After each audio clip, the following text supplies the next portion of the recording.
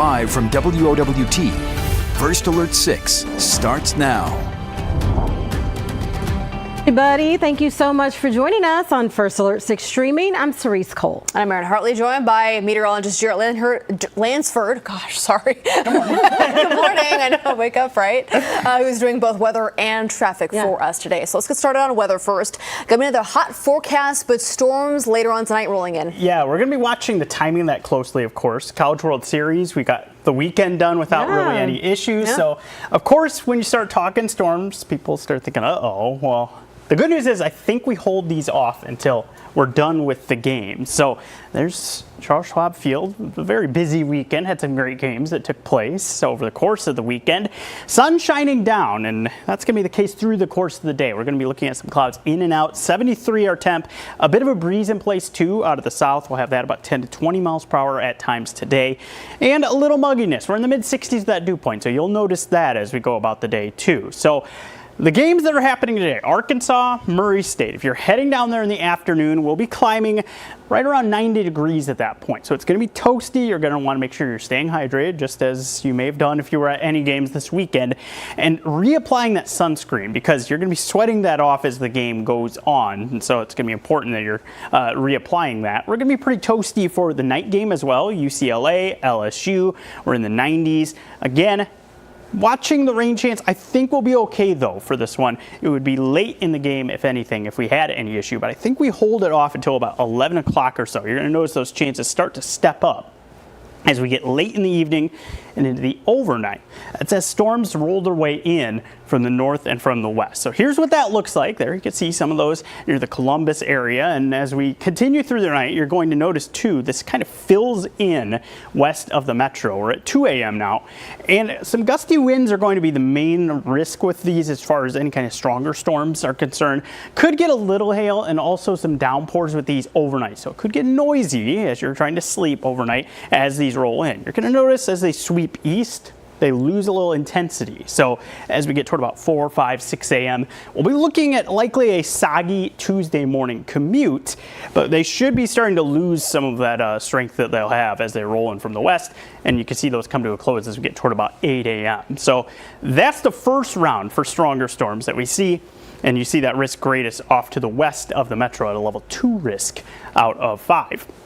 It is a First Alert 6 weather day for Tuesday, not only for the morning situation, but also what happens in the evening. Now, as we look between 6 and 6, we're looking at things pretty quiet in between there. I can't completely rule out a stray storm, but I do think we're mostly going to be in good shape for any of the games tomorrow as well. 85, it will be muggy. It'll feel like the upper 80s if you're heading to those games. Once we get to the evening, the severe risk is along and south of I-80 for any of those storms that start to fire up. And what we're talking about is mainly a wind and hail risk for any of these. I can't completely rule out a spin up if anything does fire in the evening hours, but I do think the wind and hail is definitely where the focus should be as far as what to expect out of these. Now, as we get in the afternoon, I mentioned a stray storm possible. This is what we're seeing on just a couple of the models, maybe popping 1 or 2 of these up during the daytime hours. So even if you're in the afternoon or evening out and about, keep an eye on that, but it's mainly going to be what you see happen here as we get past about 9, 10 o'clock. We start to pull some of these in and fill things in. This is where we could be looking at some of those storms that could have some gusty winds and some hail with them. And then as we head toward Wednesday morning, we still have some showers that are making their way through the area, maybe a couple rumbles of thunder, but this is not severe weather that we're talking about. It's unfortunately meaning another wet commute for Wednesday morning, but we should see some nice rainfall rates out of these, pick up maybe a couple of inches depending on how those storms play out, and then we wrap those up by midday on our Wednesday. So a couple of days where we're tracking the storms, the timing looking like it lines up. Even Wednesday, you saw those kind of ended before we get to the first games. So if that happens, that would work in our favor. We hope it does. Sometimes when we get these storms, it cools things off, but that doesn't sound like that's going to be the case. It's going to make it worse. Yeah, we get a little bit of a break there Tuesday, Wednesday, and then after that, we're going right up. So let's talk about just how hot it's going to be getting. So those first 5 days of the 10-day, you're going to see here the 80s. This is where we have some of those storms around. It's still going to be muggy this whole time with this taking place. We're right around 80 degrees for our temp there on Wednesday. Then look at Thursday, Juneteenth there, 89 for our high. Friday, Saturday, Sunday are actually First Alert 6 weather days as well, because look at those temperatures. That's our hottest of the year. 95 is as hot as we've been so far. But it's not just the heat, it's also going to be steamy alongside that. And that means a heat index that gets in that 105, 110 range, and that can be dangerous. And also notice the nighttime temperatures just do not really cool off in that stretch either. So we're going to be tracking that for the weekend. It's going to be important to make sure you're using caution as we get there. We'll see that come to a close with some storm chances by the beginning of next week. We'll track those too to see if those end up with some punch to them. A lot of times when you come out of these stretches of heat and have storms, they could get strong. So we'll keep an eye on that. But much busier 10-day than we've been looking at. For sure. All right, let's get an update on the traffic conditions this morning. How are things looking on the roads on a Monday? Yeah, so we're picking things up. We're seeing a few issues out there, and that includes a new crash that happened on the JFK, on a ramp off of the JFK. So this is at Fairview when you're going from the southbound JFK. So far, it doesn't seem like we're looking at major delays. You can see Fairview with a little bit of a slowdown there heading westbound. So keep an eye on that area. Watch for that if you're about to head toward there. Otherwise, a lot of it is I-80 with the lane restrictions, the construction that's ongoing in that area. You're going to notice when we look here that things westbound are slow. Now, thankfully, they don't look as bad as they did about 15 minutes ago. That's when we were really lighting things up with the red through that stretch. We'll keep an eye on it. We're still looking at the commute really getting up and running. Eastbound actually looking okay right now. It was struggling just about 15 minutes ago. So we will probably ebb and flow with the delays a little bit here over the course of the next couple of hours as we kind of see the traffic get more intense at times. That's where we have the worst of our delays, though, is right along that stretch of I-80. A little slow on 370 westbound. You're getting near about 48th or so. Watch for that. And then otherwise, just heavier traffic in general on Dodge, and as you make your way there on Northwest Radial and onto Maple. So nothing major in those spots, but just getting things a little bit busier as we're getting the commute up and running. We'll continue to watch I-80. I'll keep you posted on any other crashes that may come up as we make our way through the morning, but mostly a smooth start to the commute. Okay, we'll take that. Yeah. It's great. Darren, thank you. All right, a heavy police presence at a North Omaha home. Here's the scene near 16th and Janes. Our reporter witnessed a battering ram being used to shatter a front window and several flash grenades being deployed. We are still waiting to hear what caused the police presence. Stay with First Alert 6 on air and online as we learn more. A shooting at the Jean Leahy Mall sent 2 people to the hospital. We're told arrests were made at the scene. A 36-year-old man was found in a car with a gunshot wound. A 21-year-old man walked into the hospital later, also with a gunshot wound. We are still waiting to learn more about the identities of those arrested. Here at the Safety Desk right now with our Maria Cade. And Maria, researchers are discovering a link coming from a common chemical. Yeah, something that a lot of us are exposed to every single day and we don't even realize it. So researchers say that exposure to PFAS during pregnancy could actually have long-term effects on kids and even into when they become teens as well. So according to a new study from the American Heart Association, those could be linked to high blood pressure again in teenagers. So the study compared 8 different types of chemicals from the mother's plasma samples to a child's blood pressure records. The kids who were exposed to higher levels in the womb, they were actually more likely to have hypertension, and the researchers say this could also be linked to a teen's risk of developing cardiovascular disease even later on in life. So experts say you can reduce your exposure to the PFAS by drinking filtered water, eating fresh food, and not using that non-stick cookware because that is lined with the chemicals. Oh, it's so good to know. All right, you have some more information on our health concerning the measles cases continue to rise, unfortunately. They keep going up here in the U.S., and the CDC says that the virus can live on surfaces or in the air for up to 2 hours, so can really have an impact. An infected person actually can spread measles starting 4 days before and 4 days after they even have a rash showing up on their skin. So experts say the best protection against the measles is the vaccine. It's routinely given to kids in 2 doses. First one is between 12 and 15 months, and the other is usually around 4 to 6 years old. Experts say adults who haven't been vaccinated or are unsure of their vaccination history, you should also consider the vaccine. Some circumstances, it might be appropriate for infants to get immunized, even if they're younger than 15 months. If you're traveling for the summer, some other viral travel threats could be things like norovirus and COVID-19. They say you also want to be aware of insects that come from illnesses that come from insects, rather. We got it. Especially if you're traveling internationally, because those can carry some diseases as well. We got to get this measles thing under control before school starts, because that could be a whole other situation, right? All right, Maria, thank you.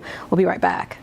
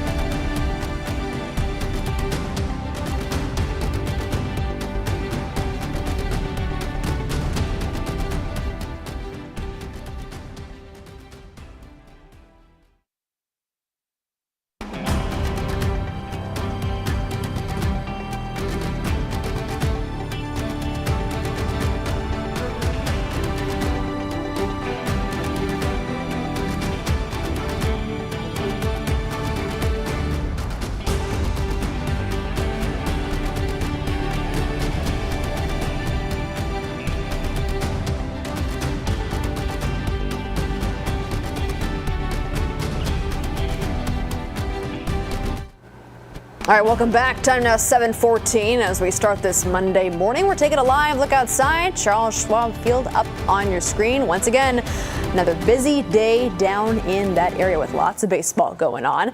As far for fans going out there, once again, going to be a muggy forecast. Actually, you know what? I didn't think this weekend was too horrible, but going to be a little bit more mucky today. Yeah, it was. So I was at the Saturday afternoon game. Yeah. And the first half of the game, I was just like profusely sweating. I was going to say Saturday at the afternoon was pretty a little sweaty. Yeah. So it's kind of going to be like that. Okay. If you're going to be out for today's games, you're looking at a very similar temperature for how things unfold, getting up into the low 90s.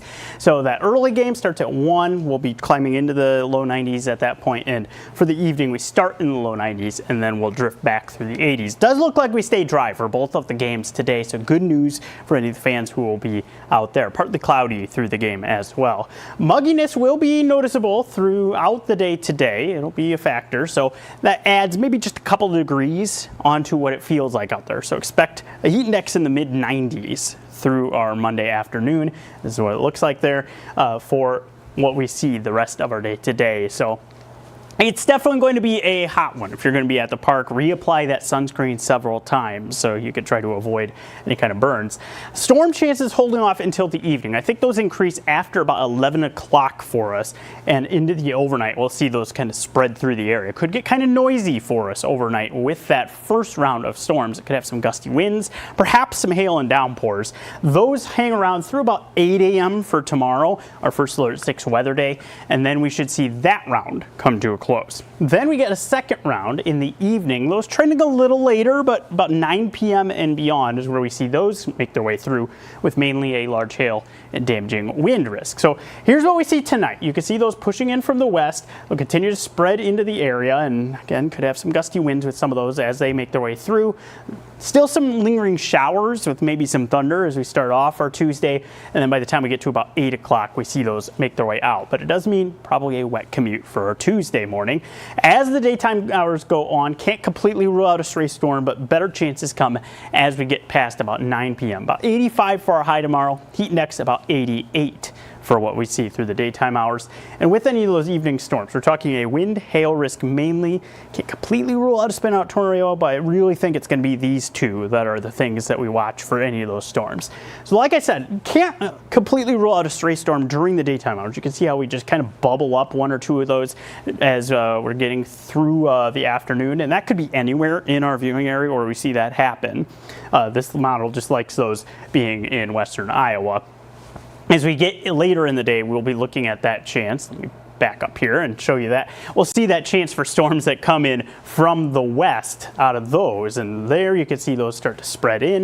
This is where we could also see some gusty winds and hail, especially along and south of I-80. That's where the risk for those is the greatest. We'll linger some showers around Wednesday morning. And then as we get toward the middle of the day, you're going to notice just in time for the CWS games that may be happening, we clear things out and hopefully have all of that done, and we'll be a little more comfortable at that point with those having moved off to the east. So that's what things are looking like as we head through the next couple days with those storm chances.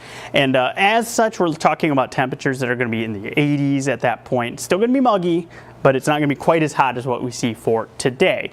Now, it becomes a little bit of a different story as we move forward, and you'll notice that here in just a little bit. But as far as what we see here over the next couple of days, we're talking about those lower 80s. Even the nighttime temperatures a little bit better, a little warmer there by the time we get to our Thursday for a high right near 90 degrees. So we've been talking CWS. What do you think how hot do you think it's going to be for that championship game? Yeah, so those will happen Saturday, Sunday, and Monday if necessary. And you're going to notice that lines up with our hottest weather of the 10-day, unfortunately, and that's the hottest of 2025.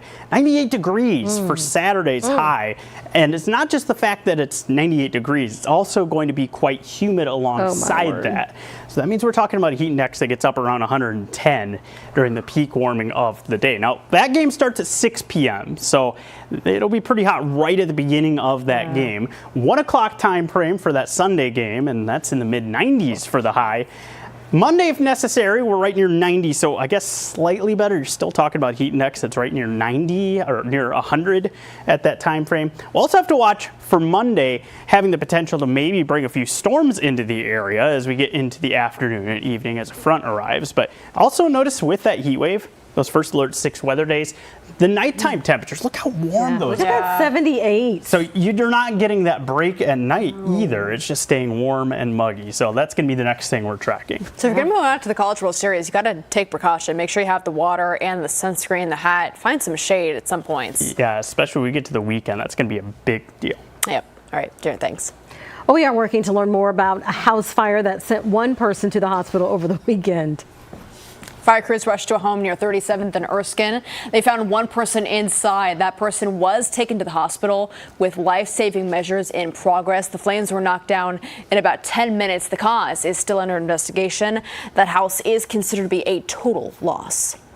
New details from ICE on last week's raid in Omaha. ICE tells us 3 people that were in the country illegally from Mexico have voluntarily returned back to Mexico. 3 others who are here illegally from Guatemala have been transferred to Louisiana, where they'll wait for their future removal.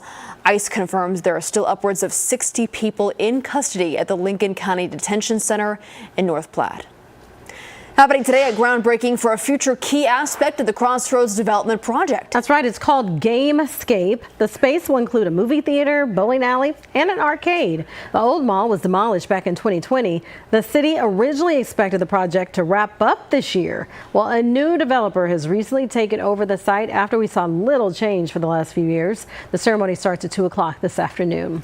Let's still ahead this morning. We checked the latest from the College World Series bracket. Plus, we're going to need a bigger boat. Find out when more fun comes back.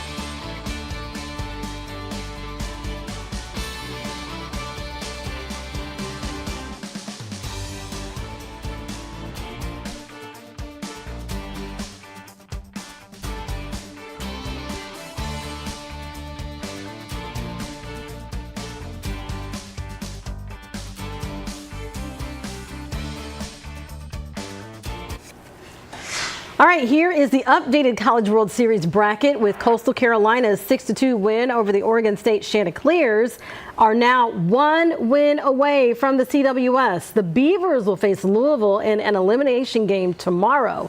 On the other side of the bracket, it's UCLA and LSU in the 1-0 game. That's tonight at 6. Murray State and Arkansas will play for their seasons at 1 o'clock. So somebody else is leaving. Some great games this weekend. I know. Well, a man from Rhode Island has been building and fixing boats for most of his life. And he has a new passion project in the works. Check this out. He's building a replica of the iconic boat from Jaws. June 20th marks the 50th anniversary of the film that garnered millions of fans around the world. The man says as long as he can remember, he's had a love of lumber, and that coupled with his boat building and repairing skills have made for a fun career. So he's making the replica. Is it before or after the shark was biting into the boat? It has to be before. I mean, it doesn't have to be, but you would think. I can't believe it's been 50 years. I know. Such an iconic movie, though. I remember it like it was yesterday. Okay. All right, everybody. It was. Thank you so much for joining us. We're going to get ready for our update in today's show. You can watch it here on streaming or over the air. Have a great start to your Monday.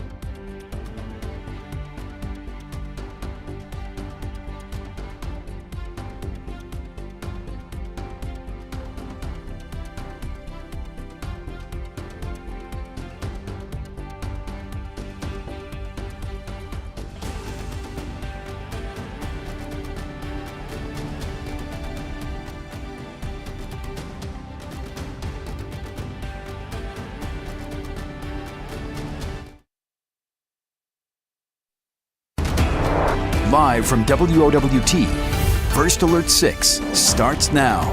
Good Monday morning, everybody. It is 7:26. I'm Cerise Cole. And I'm Erin Hartley. We have an update about the JFK. I'll check in with Jarrett. A crash that happened on one of the ramps off of the JFK from southbound JFK to Fairview. That ramp is actually closed at the moment due to that crash. Here's what it's looking like in that area where you are looking at that having just opened up. So there you go. There's your first alert update. After having been closed, that ramp now open from that crash that had happened. So good news there with the update. I-80 moving along in decent shape through the construction zone as you're heading westbound. Eastbound off at 144th, we do have delays. That is an area where we are struggling some, as well as 370 as you're going westbound approaching I-80. There's your full view, the commute, with many other of our main roads moving along pretty well.